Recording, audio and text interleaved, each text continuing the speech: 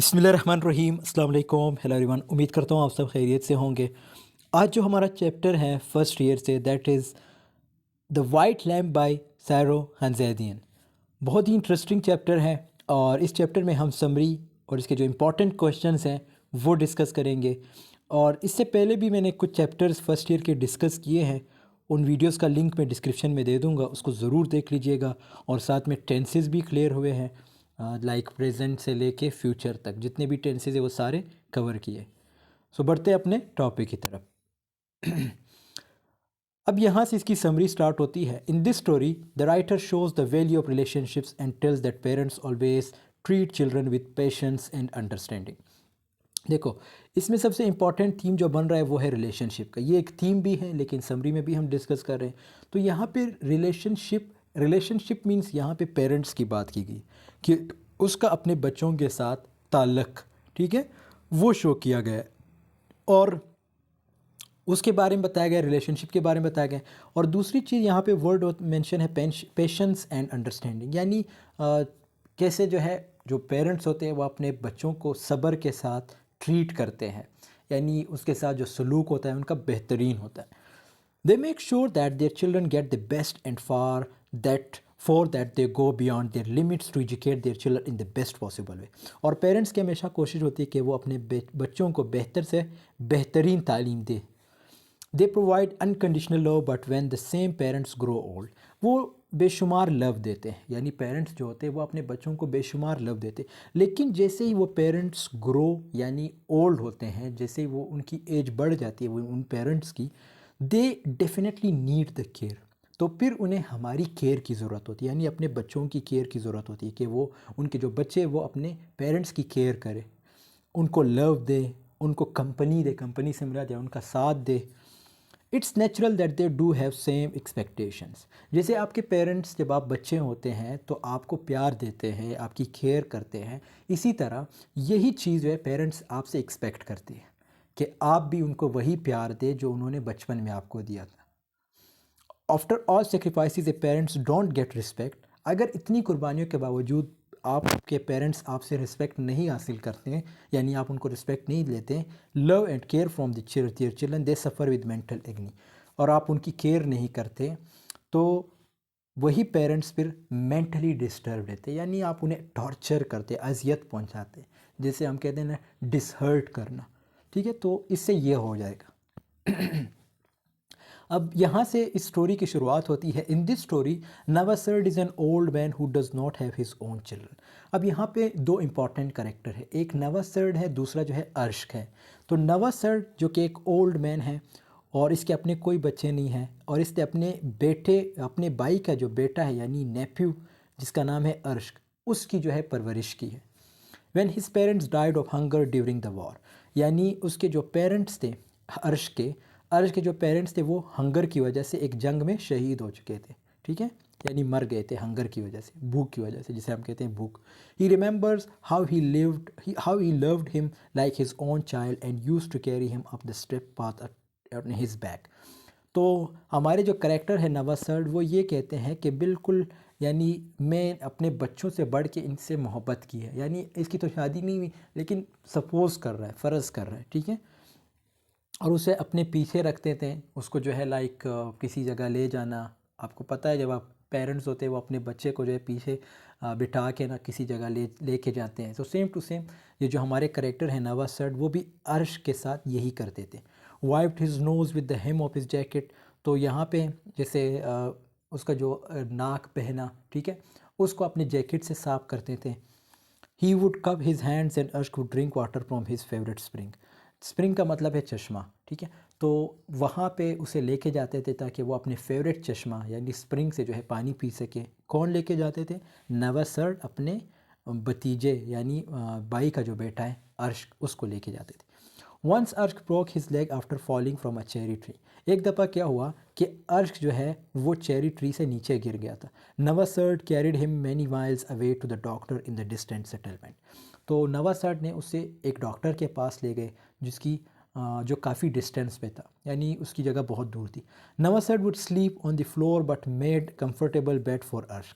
अब नवासर्ड ने उसके लिए एक अच्छा सा बेड तैयार किया, ठीक है, जब मतलब उसका पाँव टूट गया था।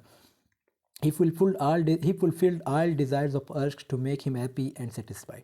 उसने अर्श के जितने भी ख्वाहिशात थे उन सब को पूरा किया था कि उसको सेटिस्फाई कर सके, उसको मुतमईन कर सके. Then he sold all the necessary household things to outfit Arsh for the city life. When he went for study due to Navasard's sacrifices, Arsh rose to a high position in the world. अब क्या होता है, मैंने बताया ना कि अब अर्श जो है वो किसी और सिटी मूव करता है और उस सिटी का नाम है मॉस्को. तो वहाँ पे एक बड़े आदमी बन जाते हैं. Once Navasard while working in the field is told that Arsh had come to village.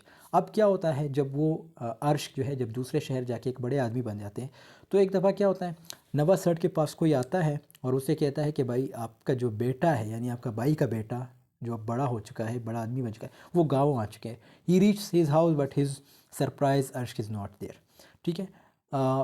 तो वो जब अपने घर पहुंचते यानी नवासर्ड जब अपने घर पहुंचते तो वहाँ पे अर्श नहीं होता. The neighbouring women till that Arsh has gone over to the chairman's house. तो नाइबरिंग यानी उसकी जो पड़ोस वाली होती हैं वो क्या कहती हैं, वो कहती है नवासर्ड को कि अर्श जो है वो चेयरमैन के घर पहुंच गए. It surprises the him that but he consoles himself by saying that Arsh is now an important man and he has to drop by to ask the chairman about how things are in the village. तो Arsh जो है नवासर्ड जो है वो अपने आप को मुतमईन करते हैं यानी दिल ही दिल में वो कहता है कि अर्श जो है वो बड़े आदमी बन चुके हैं तो शायद वो चेयरमैन के पास इसलिए गए ताकि गांव के जो हालात है उसके बारे में उसके साथ डिस्कशन की जाए. Meanwhile he makes all the arguments like cleaning the house. तो ये क्या करता है, अरेंजमेंट जो है कौन कौन से अरेंजमेंट करते हैं, घर को साफ कर लेता है. Feeding the lamb which is going. तो जो लैम्ब होता है, लैम्ब मीन्स दुम्बे का बच्चा, ठीक है, उसको कहते हैं. तो उसको जो है उसकी फीड अप करता है यानी उसको खुराक खिलाता है. Which is going to be slaughtered. अब वही दुम्बा जो है उसके लिए जो है लाइक उसको ज़ेबा करना था. स्लॉटर का मतलब है ज़ेबा करना. फॉर अर्श मील, ताकि अर्श को जो है खाना खिलाया जाए. Arrange the fruits in the basket. और नवासर जो है अर्श के लिए फ्रूट तैयार कर लेते हैं, बास्केट में रख देते हैं ताकि अर्श जो है उसको खा सके. बारोस, उसके बाद ये वर्ड जो हैं जैसे table cloth and covers the table. और टेबल क्लॉथ जो है ख़रीद लेता है, टेबल को जो है कवर कर लेता है. वही टेबल क्लॉथ इसलिए ख़रीद लेता है ताकि उस टेबल को कवर कर सके. Covers the couch and put pillows on it. The sun sets by but Arsh does not come home. ठीक है. अब सूरज जो है वो मतलब गायब हो जाता है लेकिन अर्श फिर भी घर नहीं पहुंचता. Navasard waits for him. Navasard उसके लिए इंतज़ार करता है. He is all ears as he peers into the darkness. ये एक फ्रेज़ यूज़ किया गया है यानी इसका मतलब ये है कि वो उसकी आंखें नम हो जाती हैं यानी उसको उसका इंतज़ार करते करते उसकी आंखें बंद हो जाती हैं. He falls asleep at the table यानी वो उसी टेबल पे जो है लाइक सो जाते हैं. He is awakened by the neighbouring women's voice. अब वही अर्श को जो है कौन उठाता है, एक neighbouring women who tells him that Arsh is leaving the village in his car blue sedan. वो जो वुमेन होती है यानी जो नाइबरिंग वुमेन होती है या जो पड़ोस वाली होती है वो नवासर्ड को कहती है कि अर्श जो है वो एक गाड़ी में अब जाने लगे हैं गांव छोड़ के. Navasard felt as if the roof has fallen on his head. अब नवासर्ड को बिल्कुल उस वक्त समझ नहीं आ रहा था कि जैसे उसको ऐसा लगता है कि जैसे छत उसके सर पे गिर गई हो. ठीक है. बिकॉज उसने पूरी उम्र उसकी खिदमत की यानी न अर्श आखिर में जो है उसको यही धोखा दे देता है, मतलब उससे मिलता तक नहीं. He climbs the roof and sees Arsh car speeding along the road. और वो जब ऊपर जाता है तो उसे वाकई पता चल जाता है कि अर्श की जो गाड़ी है वो रोड पे जा रही थी. Navasad, who felt younger at the news of Ark's arrival, now feels his back more stopped than ever, and his eyes seem to sink in the ground. तो अब क्या होता है, वो रोने लगता है हमारे जो करेक्टर है नवासर्ड, और उसे बहुत दुख होता है कि मेरे जो भतीजा था यानी भाई का बेटा उसने मुझे कोई लिफ्ट ही नहीं कराया. यानी जिसकी मैंने पूरी उम्र खिदमत की उसने मुझे कोई लिफ्ट नहीं कराया. गाँव आए, चेयरमैन से मिले लेकिन अपने घर नहीं आए, मुझसे नहीं मिले. फिर आखिर में एक सेइंग है, how sharper than a serpent's tooth it is have to have a thankless child best suits this situation.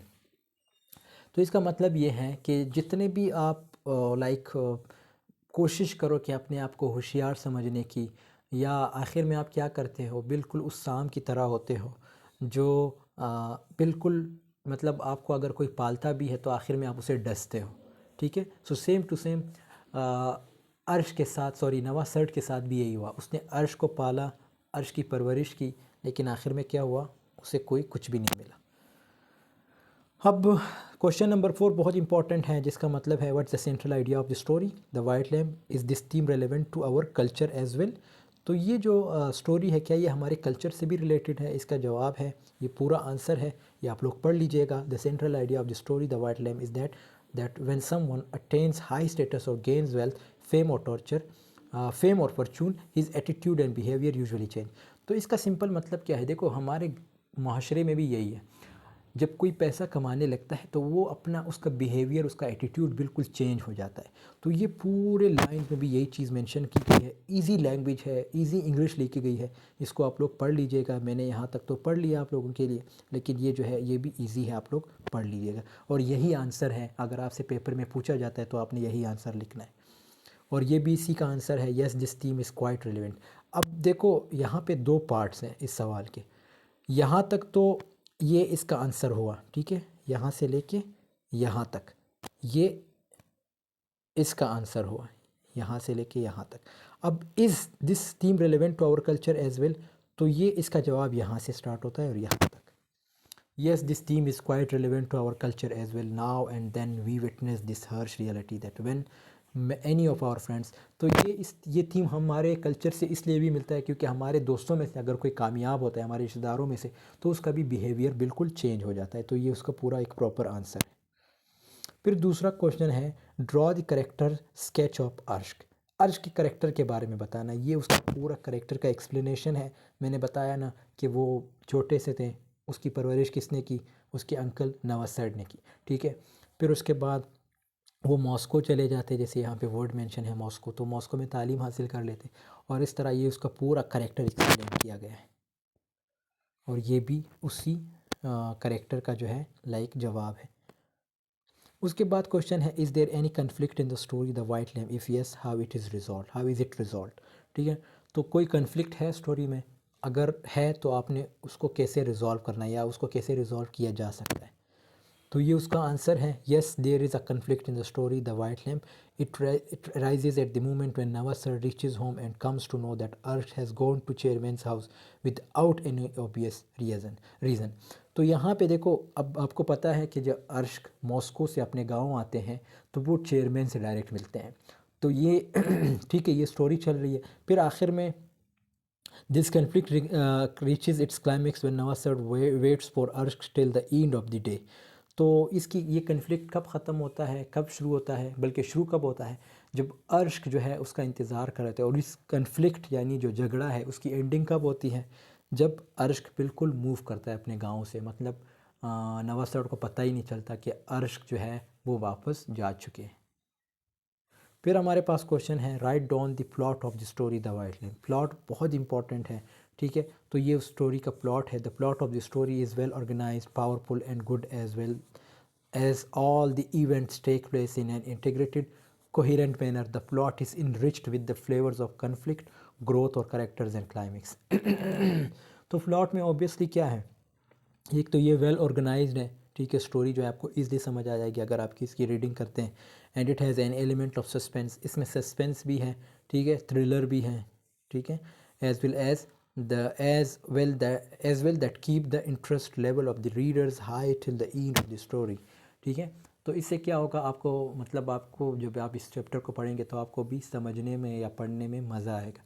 क्यों? क्योंकि इसमें जो है कन्फ्लिक्ट भी है, इसमें ट्विस्ट भी है, इसमें थ्रिलर भी है, इसमें सस्पेंस भी है, ये सारी चीज़ें इस स्टोरी में है। तो दोस्तों, यहाँ पे हमारी वीडियो की एंडिंग होती है। आई होप आपको ये वीडियो पसंद आई है। पसंद आई है तो ज़रूर लाइक कमेंट शेयर कीजिएगा। और हाँ, अगर यही क्वेश्चन आप याद करते हैं तो इंशाल्लाह उम्मीद करता हूँ आपके पेपर में इसी क्वेश्चन से रिलेटेड कोई ना कोई सवाल आएगा। बाकी अगेन आई एम सेइंग कि आप ग्रामर पे ज़्यादा फोकस करें। ये चैप्टर आप लोगों के लिए बहुत ही ईजी होगा अगर आप लोग ग्रामर पे फोकस करते हैं। सो मिलते हैं हम नेक्स्ट वीडियो में, तब तक के लिए अल्लाह हाफिज़, टेक केयर ऑफ़ योरसेल्फ।